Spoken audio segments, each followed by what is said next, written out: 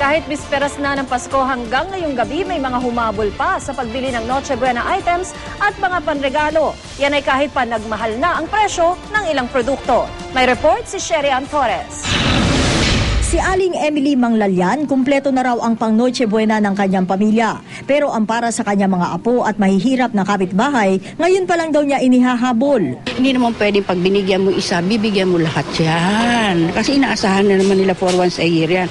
Kumbaga, isi-share mo rin kung ano yung meron. Ang grade 4 pupil na si Sarah Angela Arellano, sumama raw talaga sa kanyang ina at kuya sa pag-grocery. Gusto raw kasi niyang masiguro na pagkainan na, andun ang paborito niyang handa. Yung mga spaghetti po, ganun po. Parang yung salad po. Fruit salad po. Ang kahabaan ng Carriedo Street sa Quiapo, Maynila, napuntahan din ng mga bargain hunters, punong-puno rin ng mga mamimili ilang oras bago ang Noche Buena. Isa sa mga humahabol sa pamimili si Vanji Rivera. Oo po, pang regalo. Yung mga mga mura pero magaganda namang klase. Mapa, sapatos, damit at iba pang gamit pang regalo, papabaan talaga ang presyo sa Quiapo. Kaya ang mga tindero rito, kanya-kanya na rin ang estilo makakuha lang ng parokyano. Ay, 50 lang oh. Dito, mura lang, mura.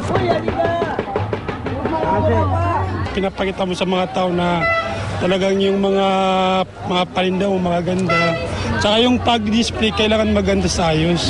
Sa Paskong Pinoy, sabi ni Steven Cua, Pangulo ng Philippine Amalgamated Supermarkets Association o PAGASA, ordinaryo nang mayroong last-minute Christmas shoppers. Ang iba raw kasi, gustong makatiyak na matagal pa mag-e-expire ang mga bibilhin nilang produkto. Ang iba naman, maliban sa naghintay pa ng budget, nag-aabang din ng mas mababa pang presyo ng bibilhin. I'd say the increase is around 150% on top of their normal purchase. Now, on the average, 1,000 magiging 2,005. Ang hamon, sangkap sa paggawa ng fruit salad at spaghetti at mga nakakalasing na inumin ang patok na bilihin ngayon.